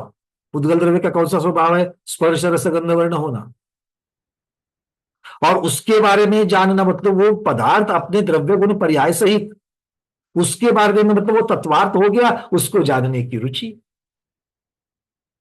ये जब इच्छा स्वयं में जब प्रकट होती है, उसको आचार्य भगवत यहां पर सम्यक ज्ञान का कार्य कह रहे हैं। मतलब जो हमें ज्ञान मिला है, जिस ज्ञानावरणीय कर्म का क्षेपशम करके अपने अंदर उपजत हमारा स्वभावता मेरे मुझ में जो जीव में जो ज्ञान है, उस ज्ञान का जो प्रगटीकरण किया है, उस ज्ञान के प्रगटीकरण करके मैं उससे कार्य करवा रहा हूं। नहीं तो सिर्फ ज्ञान का प्रकटीकरण ही हो गया, मेरे घर में है, लॉकर पड़ा हुआ है, उसका कुछ तो कार्य होना चाहिए कि नहीं होना चाहिए। मेरे पास द्रव्य है, उस द्रव्य को निकाल करके लाया, बैंक से मैंने विड्रॉल करके लाया, अब विड्रॉल करके उस धन का क्या करूं, धर्म मार्ग में लगाऊं, मेरे साथ में अपने पूरे परिवार को व्यसनों में लगाऊं। व्यसन में सिर्फ 7 व्यसन के साथ उसका विस्तार करोगे तो आज के सारे व्यसन दिखेंगे। जो हम जरूरत से ज्यादा जिन चीजों की जरूरत नहीं, उन चीजों के ऊपर भी जो पैसे खर्च कर रहे हैं, वो सारे दिखेंगे। खैर, तो उसमें लगाऊं, बात समझ में आ रही है। तो वो धन का अगर सदुपयोग नहीं होगा तो धन क्या कहलाएगा, उस जीव की बुद्धि क्या कहलाएगी। वही बात यहां पर हो रही है कि इच्छा प्रकट करना, मुझे तत्वार्थ को जानने की इच्छा प्रकट मन में होनी चाहिए, प्रश्न निकलने चाहिए कि मैं ये जानना चाहता हूं, मैं ये जानना चाहता हूं, मैं ये जानना चाहता हूं। हमेशा हमको उत्तर मिले ही ये जरूरी नहीं है, बट अपनी जिज्ञासाएं जो है, और जिज्ञासा कब उठेगी, जिज्ञासा कब उठती है। प्रश्न दो ही लोगों को नहीं होते हैं, प्रश्न या जिज्ञासा दो ही जीवों को नहीं होती है। एक केवली भगवान सब कुछ जान चुके हैं, अब क्या पूछना, सब कुछ जानते हैं, कुछ पूछने की जरूरत नहीं है। और दूसरे, कौन बोला अज्ञानी मूर्ख, मैंने नहीं बोला, आपने बोला। उसको मालूम ही नहीं कि किसके बारे में पूछो, क्योंकि चिंतन ही नहीं है। चिंतन करो तो 50 क्वेश्चंस आते हैं, आते कि नहीं आते हैं। चिंतन करना और प्रश्न उठना मन में, ये ज्ञान का कार्य कह रहे हैं आचार्य भगवान। और अगर ये ज्ञान का कार्य अपना ज्ञान से हम करवा नहीं दे रहे हैं तो हम में खोट है। खोट क्यों है, क्योंकि सही कार्य करवाने के बदले हम ज्ञान को दूसरे कामों में लगा रहे हैं, गलत कामों में लगा रहे हैं। क्योंकि ज्ञान तो है, ज्ञान का तो उपयोग प्रति समय उपयोग है, उपयोग हो लक्षणम, बोलो स्वाध्यायी हो। बरसों से स्वाध्याय करते आ रहे हो, उपयोग को हमने एक सेकंड के लिए भी, एक समय के लिए भी छोड़ा है क्या। अगर छोड़ेंगे तो हमारा लक्षण, लक्षण मतलब होना ही चाहिए, जीव ही नहीं बचेंगे हम लोग, जीव नहीं कहलाएंगे। तो हमें उपयोग है तो हमारा ज्ञानोपयोग लग रहा है कि नहीं लग रहा है? भले दर्शन ज्ञान बदल बदल के लग रहा है, पर ज्ञान तो लग रहा है कि नहीं लग रहा है? लग रहा है।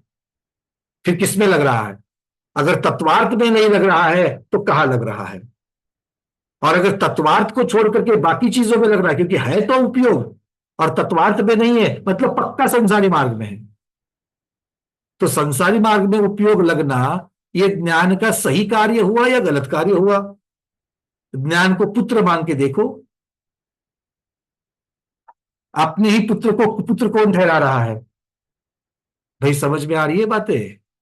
और इसके लिए सावधानता और चिंतन चाहिए। सारा का सारा स्वाध्याय का जो सार है वो यही है, चिंतन, और चिंतन से तत्वार्थ के बदल रुचि। अब रुचि के आगे क्या कह रहे हैं? स्वरूप का निर्णय करना निश्चय है।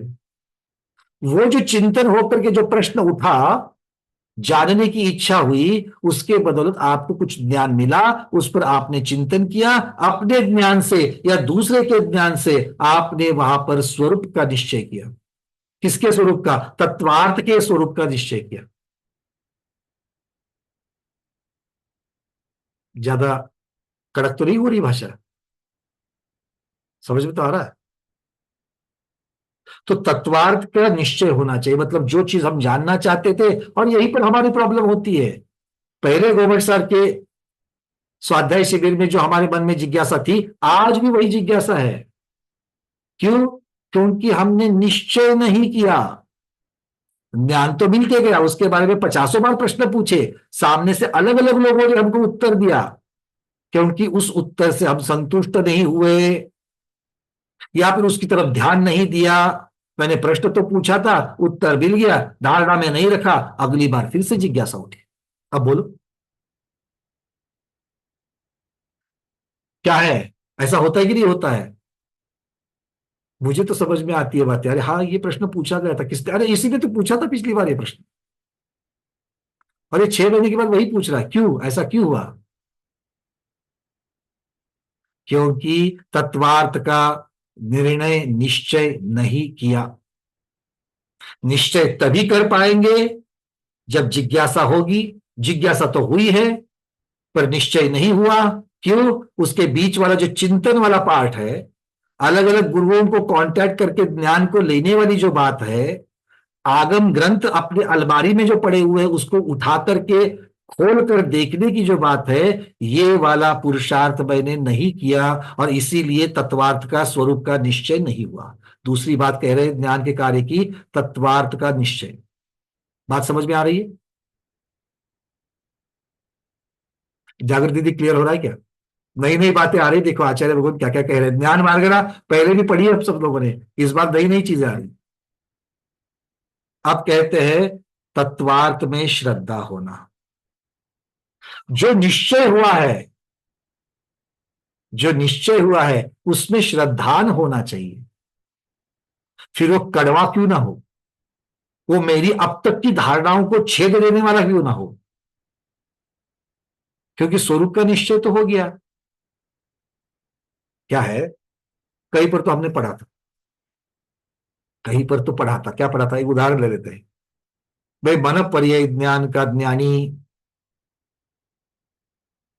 45 लाख योजन तक जानता है, मनुष्य लोक तक जानता है ना? तो उसका एक अर्थ हमने इस प्रकार से बना के दिया था। इसका मतलब है कि मानुष्योत्तर पर्वत के बीच में स्वयं मन पर्याय ज्ञानी महाराज है, जिसके मन का जान रहे वो भी ढाई द्वीप के अंदर है, और उसके मन में जो चिंतन ढाई द्वीप के अंदर का चल रहा है वही जान रहे हैं। इस प्रकार की धारणा बनाई नहीं थी। अब जब उसके ऊपर चिंतन हुआ, क्योंकि और कुछ दूसरा पढ़ने में आ गया, कुछ सुनने में आया, तो जिज्ञासा जगी। क्या रे, इसको और भी कोई पहलू है?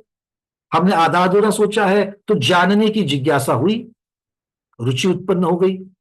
फिर और इसके बारे में गुरुओं के प्रवचन सुने, और अलग अलग विद्वानों के प्रवचन सुने, ग्रंथ को खंगाल करके देखा, तो वहां पर एक बात आ गई। क्या रे, मन पर्य ज्ञानावरण कर्म के क्षयक्षम से यह उत्पन्न होता है। तो अगर मुनिराज मान लो मानुषोत्तर पर्वत के ऊपर अगर खड़े हैं, तो एक साइड, अंदर वाली साइड का तो सारा कुछ जानते हैं और बाहर का कुछ नहीं जानते, ऐसा होगा क्या? और अगर ऐसा हो रहा है तो उनके ज्ञान को रोकने वाला कौन है? गुरुदेव के मुखारविंद से बातें सुनी और वो तर्क आगमुक्त लगा, क्योंकि क्षय शब्द से साथ उन्होंने जोड़ करके इस चीज को बताया। तो ये जो स्वरूप वहां पर कथन में सुनने में आ गया, तब उसके ऊपर निश्चय हुआ कि हाँ, वो वहां पर जाएंगे तो भी 45 लाख योजन चौकोर, ये उस जहां जहां मुनि महाराज जाएंगे वहां वहां उसको लेकर के जाएंगे। तो मुनि महाराज केंद्र स्थान में रहेंगे और फिर चौकोर 45 लाख योजन प्रतर या घन घन प्रतर कहिए, ये उसको वहां पर वो जान सकेंगे। अब ये निश्चय तो हुआ, अब ये निश्चय के ऊपर श्रद्धा नहीं है तो दूसरों को कॉन्फिडेंस से बता पाओगे क्या? फिर वो सारा कुछ सोचना, स्वरूप का निश्चय करना, क्या फायदा हुआ? इसीलिए कह रहे हैं निर्णय से चलायमान ना होना। कब तक? जब तक दूसरा कोई आपको आगमोक्त गलत सिद्ध ना करे तब तक। आगम से अगर आपको कोई गलत सिद्ध कर रहा है तो आपको सुनने की आपकी तैयारी चाहिए और नई चीज को ग्रहण करने की भी तैयारी चाहिए। तब तक तो निर्णय से चलायमान नहीं होना। अरे नहीं, वो महाराज जी ने तो बोला था उस दिन प्रवचन में पंचसंग्रह के, पर पता नहीं कहीं ऐसा है, कहीं ऐसा सुना है, पता नहीं हमारा। मतलब उस समय जो निर्णय हो गया था उस पर श्रद्धा नहीं कर रहे हो, ज्ञान का कार्य अधूरा रह गया, ज्ञान का कार्य पूरा नहीं हुआ। ये हो गई तीसरी बात। और चौथा है चारित्र, अर्थात आचरण। चारित्र का धारण करना अर्थात आचरण में लाना। किसको? तत्वार्थ के प्रति जो श्रद्धान है उसको अपने आचरण में लाना। तो हम तत्वार्थ के प्रति अगर पुद्गल और जीव, ये दो द्रव्य की अगर हम लोग मुख्यता से चर्चा करें, उस तत्वार्थ के प्रति आपका जो निश्चय हो चुका है और श्रद्धान हो चुका है कि पुद्गल अलग है, जीव अलग है, और जीव को अपना कल्याण करना है, अपने शुद्ध रूप में आना है, तो उसको अशुद्धि वाली चीजें जैसे प्रमाद, कषाय, अविरति आदि है, उनको छोड़ना पड़ेगा। इसके ऊपर श्रद्धान तो हो गया, पर सिर्फ श्रद्धान करने से ज्ञान का कार्य पूरा हो जाएगा क्या? उसके लिए आचरण में भी लाना पड़ेगा। इसलिए मराठी में कहा है, बोले तैसा चाले त्याची वंदावी पाऊले। जो बोलने के अनुसार अपना आचरण करता है, ऐसे ही आचार्य श्री के बारे में भी हमने सुना था, वहां पर उन्होंने एक बार कहा था, अरे चरण छूने से क्या होगा, आचरण छू लो। चरण छूने से क्या होगा, आचरण छू लो। तो हमें जैनत्व में, जैन दर्शन में तीर्थंकरों की पूजा, सिद्ध भगवान की पूजा, आचार्य उपाध्याय साधु परमेष्ठी की पूजा, पूजा करने के लिए, उनको सम्मान देने के लिए क्यों कहा है? वो व्यक्ति विशेष के लिए नहीं है, गुण विशेष के लिए है। और यही बात यहां पर ज्ञान में आ रही है। अगर आप उस गुण को मानते हो तो उस गुण को अपने में लाने का प्रयास करोगे, तभी तो आप मान रहे हो। ऐसी बात आएगी नहीं तो क्या होगा? सिर्फ आप पोपट पंची कर रहे हो, सिर्फ बोल रहे हो, व्याख्यान दे रहे हो, अंदर तो कुछ नहीं है। लोगों को तो बहुत कुछ सुनाता है, खुद तो पहली प्रतिभा अनुव्रत भी नहीं धारण किए। ऐसा चलेगा क्या? नहीं चलेगा। तो एक स्वयं की आत्मा का कल्याण करने के लिए ज्ञान का कार्य क्या है? आचार्य भगवान कहते हैं कि जो सम्यक ज्ञान प्राप्त किया है वो आचरण में भी आवे, चारित्र को धारण करे। ये बात यहां पर कह रहे हैं। आगे कहते हैं फल दो प्रकार का होता है। फल दो प्रकार का होता है, एक साक्षात फल और दूसरा पारंपर्य फल, परंपरा से मिलने वाला फल। थोड़ा सा लेट, बट उसी मार्ग से फल मिलेगा। परंपरा फल किसे कहते हैं? यही मार्ग से चलो आगे फल मिल जाएगा। और दूसरा साक्षात, यही पर फल मिल जाएगा। तो एक है साक्षात फल और दूसरा है परंपरा फल। आचार्य भगवान कह रहे हैं अब ये ज्ञान में कैसे घटाओगे? तो वस्तु संबंधी अज्ञान की निवृत्ति होना, ये ज्ञान का साक्षात फल है। वस्तु, यहां पर वस्तु का अर्थ क्या होता है? पदार्थ। गुण पर्याय सहित अपने स्वभाव सहित द्रव्य जो जानने योग्य है, ऐसे द्रव्य के बारे में जो अज्ञान की निवृत्ति है, मतलब उसके बारे में जो हमें पता नहीं था या विपरीतता से पता था, उसकी निवृत्ति, उसका छूट जाना, यही ज्ञान का साक्षात फल है। ज्ञान ने कार्य किया, ज्ञान ने कार्य, ऊपर के 4 कार्य बताए थे। रुचि होना तत्वार्थ में, तत्वार्थ का निश्चय होना, तत्वार्थ पर श्रद्धान होना, और तत्वार्थ की जो श्रद्धान होने के बाद में उसको आचरण में लाना, चारित्र को धारण करना, ये जो चार कार्य ज्ञान ने किए थे, इसका फल क्या है? भाई फल होगा कि नहीं फल होगा? कार्य करने के बाद अगर फल नहीं मिलेगा तो चलेगा क्या? अनंत काल तक आराधना ही कर रहे हैं, अनंत काल तक संयम धारण ही कर रहे हैं और मोक्ष नहीं पा रहा है, तो ये फायदा वाला है क्या? ऐसा करेंगे कोई? नहीं करेंगे। अरे हम तो बनिए हैं, थोड़ी देर भी नहीं करेंगे। तो आचार्य कहते हैं यहां पर साक्षात फल क्या है? अज्ञान की निवृत्ति होना, ये ज्ञान का साक्षात, अभी अभी इमीडिएट, सामने सामने। अब तक हम ज्ञान के बारे में इतनी सारी चीजें नहीं जानते थे, अब जान रहे हैं, तो ज्ञान के बारे में साक्षात फल मिल रहा है कि नहीं मिल रहा है? मिल रहा है। और परंपरा से मिलने वाला फल कौन सा है? तब आचार्य भगवान कह रहे हैं हान, उपादान और उपेक्षा, तीन फल बता रहे हैं। ज्ञान का परंपरा से मिलने वाला फल कौन सा है? हान, उपादान और उपेक्षा। अब हान किसे कहते हैं? वो कहते हैं जानने के पश्चात अनिष्ट या अहितकर वस्तु के परित्याग करने को हान कहते हैं। तो ये ज्ञान का कार्य हुआ कि नहीं हुआ परंपरा से? ये मेरे लिए अनिष्ट है। डायबिटीज वाले को ये जब पता चलेगी शुगर खाना मेरे लिए अनिष्ट कारक है, ये ज्ञान ने पता दिया, उसके ऊपर अगर वो श्रद्धान करके आचरण में नहीं लाएगा तो, और वैसे ही शक्कर खाता रहेगा तो ज्ञान का फल मिलेगा क्या? नहीं। तो ज्ञान का फल क्या मिला? अरे पता तो चला, क्या? रोग मुक्ति का कारण, रोग को बढ़ावा ना देने का कारण तो साक्षात पता चला। और अब आचरण करते हुए उसमें अहितकर वस्तु का जो त्याग किया है, अहितकर क्या है? जो जो अभक्ष है वो अहितकर है, जो जो अहितकर है वो अभक्ष है। 5 प्रकार के अभक्ष में अनिष्ट कारक नाम का आता है कि नहीं आता है? अरे इसको तो हाँ बोलो भाई, क्योंकि 5 प्रकार के अभक्ष के बारे में नहीं जानोगे तो गोमटसार कैसे पढ़ोगे? और वो सब जानते हैं। तो 5 प्रकार के इसमें अनिष्ट कारक आया कि नहीं आया? हमेशा तो मैं हलवा खाता हूं, मुझे कोई प्रॉब्लम नहीं, आज बुखार हो गया, हलवा क्या होगा?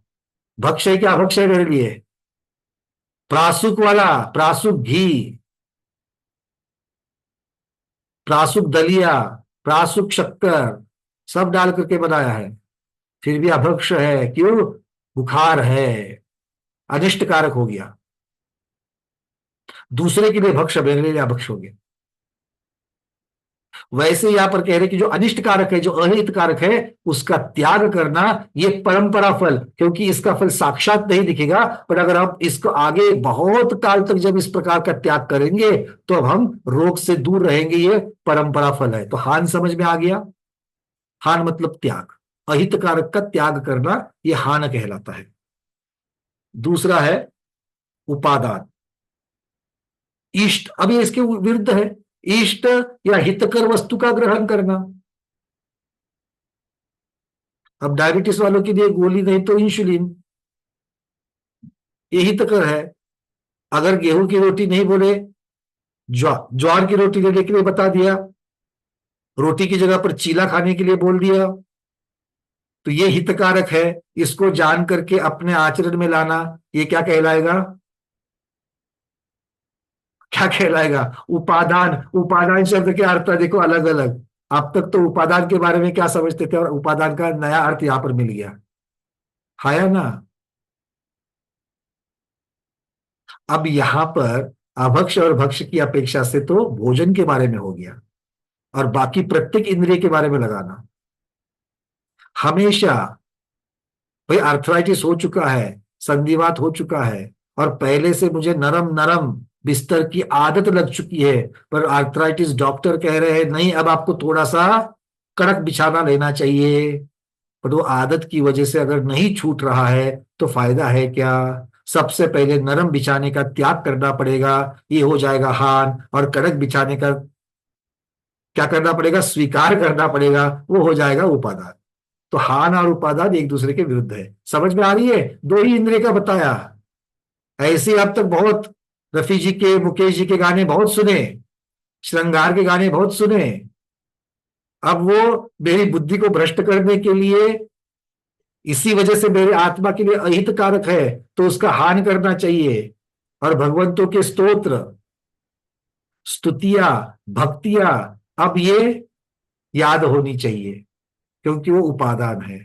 कर्ण इंद्रिय का बता दिया, अब आप अपना चक्षु इंद्रिय का लगा लेना। ठीक है, चलिए। और उस सबसे अंत में चिंतन करके मन इंद्रिय के बारे में भी सोचना कि मन के बारे में क्या करना चाहिए, किस प्रकार का चिंतन, और शुभ का चिंतन, अशुभ का त्याग। तो ये हो गया हान और उपादान। क्योंकि इससे क्या मिलेगा, ये लगातार करते रहने से परंपरा से फल मिलेगा। साक्षात सामने सामने तो फल नहीं मिलता है, पर परंपरा से फल जरूर मिलेगा। अब बचा तीसरा, उपेक्षा। तीसरा बच गया उपेक्षा। उपेक्षा के लिए क्या कह रहे हैं, वीतराग दशा में पदार्थ को जानने के पश्चात उसमें हेय उपादेय की बुद्धि उत्पन्न नहीं होती, किंतु उपेक्षा या उदासीनता रूप माध्यस्थ भाव पैदा होता है। वीतराग अवस्था आ गई। वीतराग अवस्था जब आ गई, जैसे महावीर भगवान समोसर में विराजमान हो गए। अब सामने श्रेणिक महाराज प्रश्न करने के लिए आए, तो श्रेणिक महाराज को देख करके महावीर भगवान ने क्या सोचा होगा, मेरे मौसाजी आ गए। आप और हम होते, अरे साक्षात हृदय में मौसाजी थे। चेलना मौसी के पति तो मौसाजी हो गए कि नहीं हो गए। तो प्रश्न कौन पूछ रहे हैं, मौसाजी। अरे तो मौसाजी को अपने तरीके से बताएंगे, बोलो। और गौतम स्वामी अगर पूछेंगे तो अलग तरीके से बताएंगे क्या, नहीं। ये क्या है, पक्षपात रहित जो वाणी है, जो निर्णय है, जो आचरण है, वही यहाँ पर उपेक्षा कह रहा है, माध्यस्थ भाव कह रहा है। और हमें माध्यस्थ भाव कहाँ कहाँ रखना है, इसका एक बहुत बड़ा वर्णन आगम में आता है। तो पंकज जी, हाँ चर्षि। क्षौक्षमिक ज्ञान में जो त्यागी लोग माने मुनि आदि या व्रती लोग, उनमें हे उपाधि का ज्ञान होता है। हान माने जिसको आपने हे कहा, और उपादान माने जो ग्रहण करने योग्य है। ये हुआ हे उपाधि का ज्ञान। तो उपेक्षा ज्ञान माने केवल ज्ञानी में न कोई हे रूप ज्ञान होता है, न उपाधि रूप ज्ञान होता है। सिर्फ चेतना में वह ज्ञेय पदार्थ प्रकाशित होते हैं। प्रकाश जानने के लिए वो प्रवृत्त नहीं होते, उनमें वो उत्सुकता नहीं होती, क्योंकि उत्सुकता क्षौक्षमिक ज्ञान में होता है। जिस विषय को जाने नहीं, उस विषय को जानने के लिए उत्सुकता होती है, जो क्षौक्षमिक ज्ञानी में होता है। तो केवल ज्ञानी में तो सब कुछ पहले समय में जानने में आ गया, तो वहां पर जो भी जानने में आ रहा है वह सारा उपेक्षा रूप में ही जानते हैं। माने हे को हे रूप में भी नहीं जानते, उपादेय को उपादेय रूप में भी नहीं जानते। उपादेय और हे का वहां पर कोई विकल्प ही नहीं रहता, क्योंकि हे उपादेय का विकल्प राग द्वेष की अवस्था में होता है ना। अच्छे बुरे का जब पक्षपात होता है तब होता है, लेकिन केवल ही ज्ञानी में कोई अच्छा बुरे का विकल्प ना होने के कारण वहां पर उपेक्षा भाव उपेक्षा ज्ञान समझे क्या अपन। बिल्कुल, और इसकी तरतमता भी लेनी है। अब आपने तो बिल्कुल पकड़ लिया, और यहाँ पर भी बातें जो हो रही है वितरागी की अपेक्षा से हो रही है। पर किसी भी चीज में तरतमता होती है। मतलब ये ऐसा मत सोचना कि वितरागी होने के बाद में, सब स्वाध्याय को मैं कह रहा हूं कि वितरागी होने के बाद ही यहाँ पर माध्यस्थ भाव आएगा। आगम में अलग अलग ग्रंथों में इसका वर्णन जब आता है, एक मिथ्या दृष्टि के प्रति भी आप माध्यस्थ भाव, आपने समझाया, बहुत समझाया, नहीं मान रहा है, माध्यस्थ भाव रखो। ना अच्छा बोलो ना बुरा बोलो, भाई ठीक है, तू तेरे रास्ते मैं मेरे रास्ते। माध्यस्थ भाव बहुत जगह पर हमें रखने के लिए उसकी अभ्यास रूप में है, क्योंकि माध्यस्थ भाव की तरतमता की अपेक्षा उत्कृष्ट माध्यस्थ भाव तो वीतरागी अवस्था में आएगा। किंतु सरागी अवस्था में जैसे जैसे ऊपर के गुण स्थानों में जा रहे हैं, श्रावक से श्रवण बन रहे, श्रवण से जब अप्रवृत्त बन रहे हैं, तो इन सभी चीजों में हमें जितना हम माध्यस्थ भाव रखेंगे, किस किस के प्रति, शुरुआत अपने स्वयं के शरीर के प्रति कर लेते हैं, इसके बारे में माध्यस्थ भाव रख सकते कि नहीं रख सकते हैं। और ऐसा रोग हो गया, असाध्य रोग है, इसको सिर्फ अब जब तक है तब तक है भाई, कंट्रोल कर सकते हैं, दवाइयां चालू है, किंतु इसके मुझे छुटकारा नहीं है, ये मेरे साथ ही खत्म होने वाला, ये पता चल चुका है। तो अब उस रोग की तरफ बाध्यस्थ भाव रखो ना। क्यों? पंकज जी, रोग मेरा कोई अनिष्ट करने वाला है क्या, आत्मा की अपेक्षा से देख के एक बात, और ना ही वो मेरा कुछ भला करने वाला है, तो हे उपाधि की बात छोड़ करके मैं बाध्यस्थ भाव रख सकता हूँ। हाँ आचार्य साहब कुछ कह रहे हैं। मैं ये कह रहा था कि आपने ज्ञान को 3 भागों में बांट दिया, हे रूप ज्ञान, उपादेय रूप ज्ञान और उपेक्षा। तो उपेक्षा ज्ञान होता है वह केवल में होता है, और जिनमें भेद ज्ञान हो गया वो हे और उपादेय को विश्लेषण करके हे को हे रूप में त्याग देते हैं, उपादेय को उपादेय रूप में ग्रहण करते हैं। मेरा यह जानना है कि इष्टोपदेश में आचार्य ने बताया जीव अन्य पुद्गलश्चन्य इत्यसौ तत्व संग्रह, यह अन्यत् उच्यते किंचित स्वस्तु तस्य विविस्तर। माने जीव अलग है, पुद्गल अलग है, यही तत्व का सार है। भले वह केवल ज्ञान रूप विस्तार को प्राप्त हुआ हो, लेकिन वेद ज्ञान से अल्प ज्ञान इतना ही है कि जीव अलग और पुद्गल अलग। अब ये इतना ज्ञान हो गया, पुद्गल अलग है, तो पुद्गल के पर्यायों की, उन अवस्था विशेषों की वैशिष्टताओं को जानने का क्या लाभ है, चाहे वह अवधि ज्ञानी हो, चाहे मनोपरि ज्ञानी हो, चाहे श्रुति ज्ञानी हो।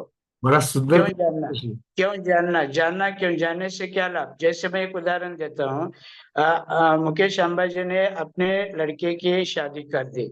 मैं समझता हूँ 100 साल में इतनी बड़ी शादी किसी की यहाँ भी नहीं हुई हो, चाहे वह राष्ट्रपति हो, चाहे प्रधानमंत्री हो, कहीं कहीं भी शादी नहीं हुई हो। इतनी बड़ी शादी मुकेश अंबाजी ने अपने बेटे की कर दी।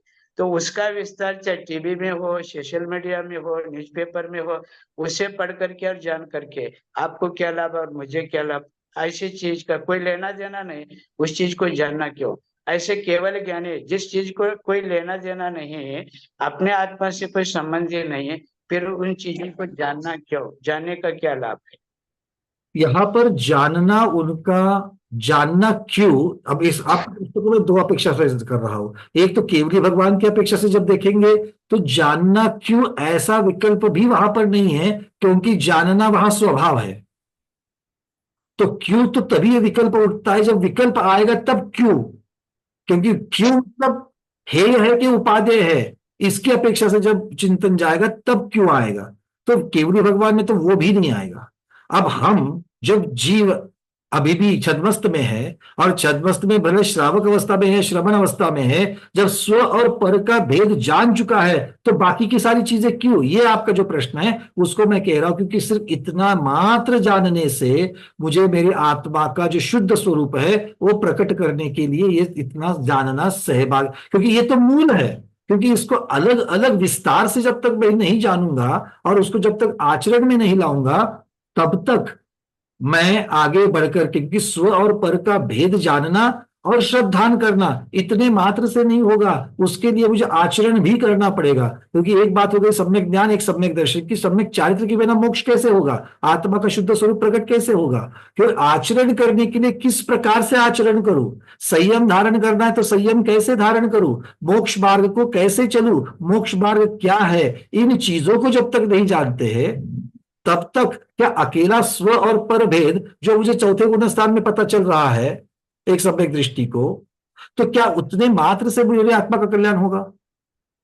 जब तक मैं बाकी चीजों को मेरी आत्मा का कल्याण करने के लिए जो चारित्र अनिवार्य है उस चारित्र के बारे में जब तक नहीं जानूं, फिर उसके बारे में अलग अलग विस्तार कर सकते हैं। देश चारित्र क्या है, सकल चारित्र क्या है, प्रमाद सात क्या है, प्रमाद रहित क्या है, आगे बढ़ करके कषायों क्या, या प्रमाद से तो छूट गए भाई, कषाय की भी कैसे छूटना है, ये सब चीजों का जो ज्ञान है। और वितरागता पाने के बाद में उसके बाद उतने से काम नहीं चलेगा, क्योंकि वितरागता अकेला मेरा स्वरूप प्रकट नहीं करने वाली है, तो मेरे ज्ञान और दर्शन को प्रकट करने के लिए घाती कर्मों का पूरा नाश करना जरूरी है। ये जो 12वें गुणस्थान की जो अवस्था है, इन सबके लिए ये कैसे करना है, इसके लिए तो चाहिए चाहिए ये ज्ञान, तो चाहिए चाहिए, क्योंकि ये सारे जो ज्ञान है ये मेरे आत्मा के लिए सहकारी है। पहले स्व पर भेद विज्ञान जो हुआ है उसके लिए ये सहकारी है, और इसी सहकारिता के साथ में मैं आगे चल करके मोक्ष मार्ग कर पाऊंगा। क्योंकि अगर ऐसा नहीं होता तो फिर केवली भगवान की वाणी में फिर स्व और पर को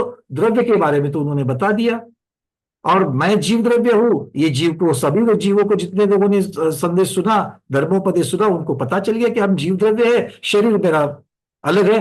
अब शरीर के द्वारा जब किसी प्रकार का दुख जब मुझे मिलता है, तो उस समय में कैसे मैं अपने बुद्धि को हेय उपादेय की अपेक्षा लगा करके किससे मैं उपेक्षा भाव रखूं, उपेक्षा भाव कब रखूं, इसकी अपेक्षा से जो अलग अलग ज्ञान है उस ज्ञान की जरूरत है। क्योंकि अनुकूल परिस्थिति और प्रतिकूल परिस्थिति की अपेक्षा से जो ज्ञान सहकारी होने वाला है, वो सहकारी ज्ञान के बिना मैं अपने आत्मा का कल्याण नहीं कर सकता। माने यूं हो गया आपका कहना पंकज जी, हमारा जी। उपयोग का उपयोग में उपयुक्त न होना यह निश्चय चारित्र है, और केवल ज्ञानी इतना ही करते हैं सिद्ध अवस्था में। अपने उपयोग को अपने उपयोग में अपने उपयोग के द्वारा जो अनुभव करते, यही उनका परम यथा के चारित्र है, यही आत्म स्वभाव है। और यह तब होता है जब क्षयिक ज्ञान की प्राप्ति होती है, जब जहाँ कुछ उत्सुकता पूर्वक जानना अवशेष नहीं रहता। लेकिन क्षय ज्ञान की दशा में इतना संभव न होने के कारण जानने के लिए उत्सुकता रहती है, क्योंकि अनंत ज्ञेय को जानने के लिए ज्ञान उत्सुक क्यों होता है? क्योंकि ज्ञान का स्वभाव ही है अनंत ज्ञेय पदार्थ को जानना। आज वर्तमान में जितना त्रिकाल में ज्ञेय पदार्थ है, उस ज्ञेय पदार्थ से भी अनंत गुना ज्ञेय पदार्थ माने अनंत लोकाकाश होते ना, और अनंत अनंत द्रव्य रहते, उसको भी जानने की क्षमता केवल ज्ञान में है। लेकिन उस की प्राप्ति न होने के कारण ज्ञान भटकता है, बाह्य पदार्थों में राग द्वेष पूर्वक भटकता है। इसलिए गृहस्थों को अपने ज्ञान को या अपने चित्त को अनुव्रतों से बांध करके रखो कहा, और मुनियों को 28 मूलगुणों से बांध करके कहा। लेकिन 28 मूलगुण कोई आत्मा का स्वभाव नहीं है। छोटे बच्चे को गेंद दे करके खेलने के लिए मैदान में प्लेग्राउंड में जैसे छोड़ते हैं ना, इसी प्रकार ये 28 मूलगुण भी ये प्लेग्राउंड जैसे खिलौने जैसे है, इसके द्वारा कोई आत्मा की प्राप्ति नहीं होगी। लेकिन अशुभ में विषयों में जाने से जो अशुभ आश्रय होता है, उससे बचने के लिए ये 28 मूलगुण बताया है। यह व्यवहार चारित्र जिसको कहा जा सकता है। लेकिन केवल ज्ञान की प्राप्ति तो निश्चय रत्नत्रय जिसको कहा, अप्पा अप्पम में रहो, अथवा अपने उपयोग को अपने उपयोग में उपयुक्त करो, इतना ही चारित्र है। ज्यादा कोई चारित्र की व्याख्या अथवा कोई विस्तार नहीं है। लेकिन उतना ही नहीं होने के कारण ये सारा व्यवहार चारित्र का निर्वाह अथवा क्रियाकांडों को करना पड़ता है, इसमें कोई ज्यादा रस नहीं है। बिल्कुल बिल्कुल सटीक विवेचन गुरुदेव आपने किया। इसीलिए तो अनुवृत्ति को सिर्फ अनुव्रत लेने, अनुव्रत का स्वरूप बता करके उतना ज्ञान होने मात्र से नहीं होगा। तो प्रतिकूल परिस्थिति में मैं किस प्रकार से उसका आचरण करूं और उसकी अनुभूति करना, यह भी तो ज्ञान है।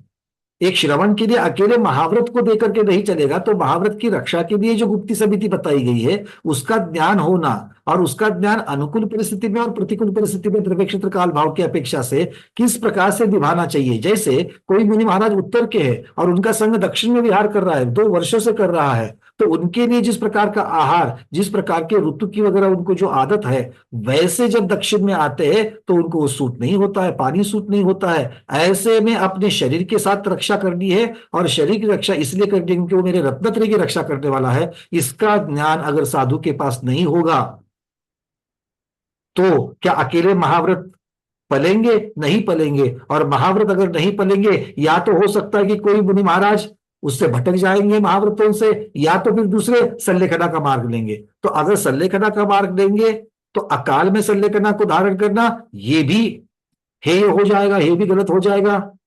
और अगर हम उससे भटक जाएंगे वो तो अतिचार अनाचार हो जाएगा। मतलब इन सभी चीजों की सहकारिता जरूर आवश्यक है, संयम के साथ साथ में। क्योंकि आपने एक शब्द बड़ा अच्छा लगाया कि हम सभी अधूरे ज्ञान वाले हैं। केवली भगवान को तो जानने की अब जरूरत नहीं, किंतु जितने छद्मस्त है उनको ये जानने की जरूरत है, और हमारा ज्ञान अधूरा है। और अधूरा ज्ञान होने की वजह से ये सारी चीज जानना जरूरी है। और इसी के साथ में हे ये उपादेय जानने के साथ साथ में हम इतना ही वर्गीकरण करना ठीक नहीं है, इसके साथ में किसी किसी के परिस्थितिवश हमको माध्यस्थ भाव भी रखने के लिए आना चाहिए। अगर हम माध्यस्थ भाव रखना सीख लेंगे तो अपने जिंदगी की 50% से ज्यादा प्रॉब्लम्स अपने आप हल, मतलब आएगी ही नहीं अगर हम माध्यस्थ भाव रखेंगे तो। घर में जी प्रॉब्लम्स क्यों आती है, परिवार में प्रॉब्लम, एक जीव की दूसरे जीव के साथ प्रॉब्लम क्यों आती है? क्योंकि हम रति और रति ये दोनों के बीच में ही फंसे हुए हैं। जी रति और अरति के बीच में फंसे हुए हैं। जहां पर मुझे रति जो इष्ट चाहिए वो नहीं मिल रहा है या फिर अनिष्ट मिल रहा है, क्यों मैं उसके साथ में बाध्यस्थ भाव ना रखूं? क्योंकि एक जैसे उदाहरण रोग का भी मैंने लिया, अरे रोग आपके साथ ही अब जाने वाला है, ये आपको पता चल गया मेरे पास 6 महीने है क्या 6 वर्ष है, अब इसको महत्वपूर्ण नहीं है। अगर 6 वर्ष भी है और 6 वर्ष बाद अगर आकुलता के साथ निकालने वाला हो, तो उस आर्त ध्यान से होने वाला जो अशुभ कर्माश्रम है वो कितना मेरा भार बढ़ाएगा। और उससे अगर मुझे 6 महीने की अगर मेरे पास आयु बची हुई है, वो अगर मैं माध्यस्थ भाव के साथ अगर उसके साथ निकालूंगा, तो इसके जैसा निर्जरा का कारण और पुण्य के बंध का कारण और कुछ नहीं होगा। तो इसीलिए ये माध्यस्थ भाव बहुत जरूरी है। और माध्यस्थ भाव रखना ये परंपरा फल देने वाला, ये आचार्य भगवान ने यहाँ पर कहा है। और परंपरा फल किसका है? ज्ञान का है। तो ये हमारा ही ज्ञान है, हमारे ज्ञान का परंपरा फल है। इस पर विश्वास रख के हमें इस प्रकार से हे उपादेय और उपेक्षा, इन तीनों के साथ चलना चाहिए। आज के स्वाध्याय में इतना ही।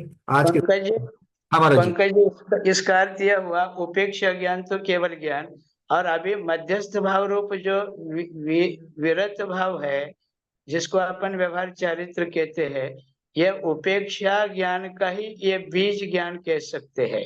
आज जो मध्यस्थ की साधना अपन छोटे छोटे रूप में करते हैं, वही आगे जाकर के ज्ञान चेतना का रूप लेता है। माने कर्म चेतना से जो कर्म बंध होता था, इस तत्व को समझने के बाद, कर्म बंध के कारण को समझने के बाद, जब मध्यस्थ भाव की साधना करने लगते हैं और उसका जैसे जैसे विस्तार होता जाता है, वैसे वैसे वो उपेक्षा ज्ञान माने केवल ज्ञान के रूप में परिणत होता है। बिल्कुल अविभाग प्रतिक्षेप उसके बढ़ते जाएंगे, उपेक्षा ज्ञान के शक्त्यांश जी बढ़ते जाएंगे।